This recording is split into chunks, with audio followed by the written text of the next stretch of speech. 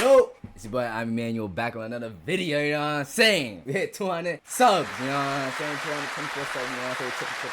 If you're new here, subscribe. If you're an OG, like the video and comment. If you're new, like the video, comment as well, you know what I'm saying? Alright, so boom, we're gonna react to a job experience, and yeah, let's get into it.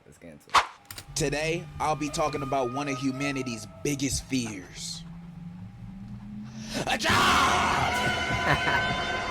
This is a horrifying path that almost everybody will have to eventually face in their life, whether we like it or not. And most of the time, we don't. But everyone has to get their bread somehow. So we just gotta suck it up and pray that we win the lottery or our parlay hits one day. Because let's be for real, nobody want a job. Like, unless you got real aspirations for a certain type of work, I think most of us, if given a magical opportunity to get paid however much you get paid now and not work that job again, we would take it. Because most of us see jobs as a way to get by in life and try to make ends meet. There's no room for you to pursue passions in this economy. You better second guess that art degree and major in business so you can be an executive marketing promoter for $1 billion company. But I digress. I'm just saying, I doubt that is most people's passions to work at a 9 to 5 at a warehouse lifting boxes.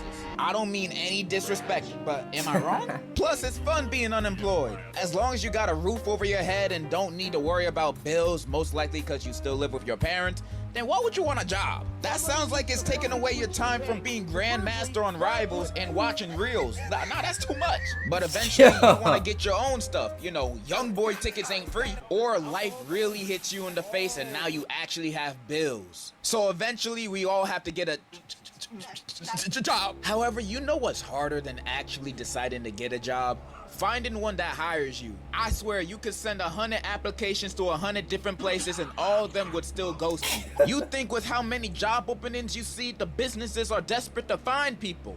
But nah, it feels like they're posting it as bait just to mess with people or steal your info. Not only that, if this is your first job, you're gonna have a harder time because even the quote-unquote entry-level jobs are asking for a qualification of having prior experience. Like, isn't that what this job is for? How is someone supposed to get experience and not be homeless while almost every decent paying job requires that? And trying to apply for a job on LinkedIn or Indeed is like sending your application into a void. I swear none of those people be reading them. You could have the most stacked profile on LinkedIn. You got a bachelor's, master's, discovered the cure for cancer. Then you send in an application for your dream job to your dream company. Then they write back to you saying, we've read your application. Unfortunately, the CEO's daughter has took your position that you applied for, so get the fuck on. Back when I was still applying for jobs, I literally gave up on sending applications on those sites because I'd never get a response back. Like, damn, was my application that bad? Even when your application does get noticed and you get set up for an interview, you still gotta go through some more bullshit ass question. Why did you choose our business? Y'all hiring. Like, what's up? What is your main motivation to get your work done? Money? What else am I here for? Where do you see yourself in the next 5 years? Hopefully not here. That's just me being honest with my answers. What do you want me to do? Work here for the rest of my life? This is a Wendy's. So you gotta lie with any question they ask. You have to make yourself look as good as possible. So you gotta fake it till you make it. Even if they asked you a stupid question like, would you still work this job even if there was no pay? You say absolutely. I always wanted to be a slave. Congratulations. You have successfully become employed. The end of your life starts Tuesday. After starting a job, I feel after the first week, you can find out whether you like it or quit it the next month. Itself to motivate this decision.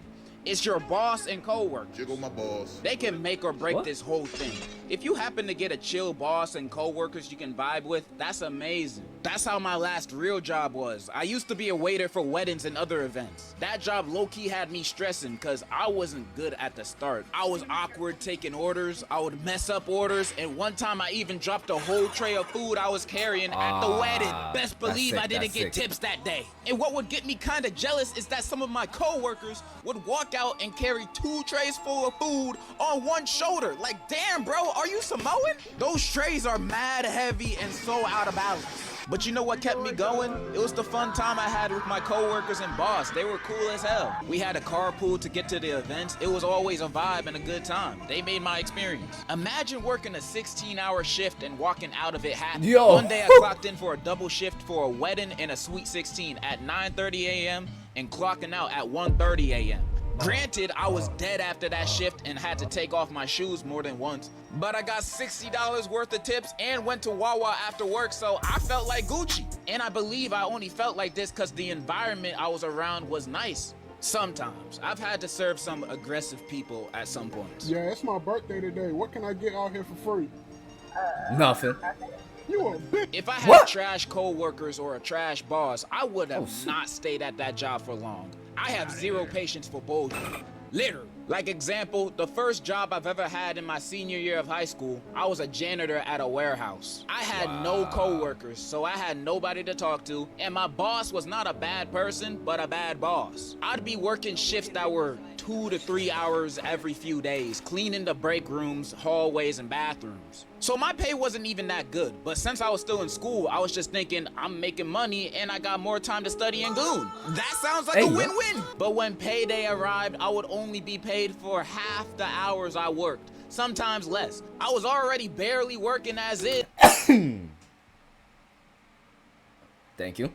Is combined with a salary of $13 an hour, cleaning up pee-pee and poo-poo. Man, I'm not taking it. Plus, he only paid me through Cash App.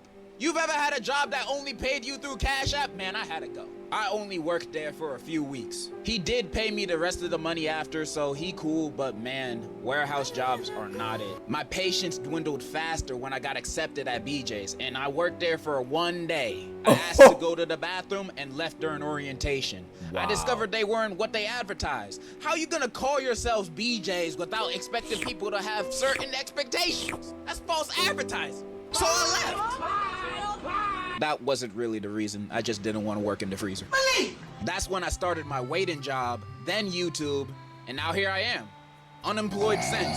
I'm just saying I can understand the struggles of looking for and having a job.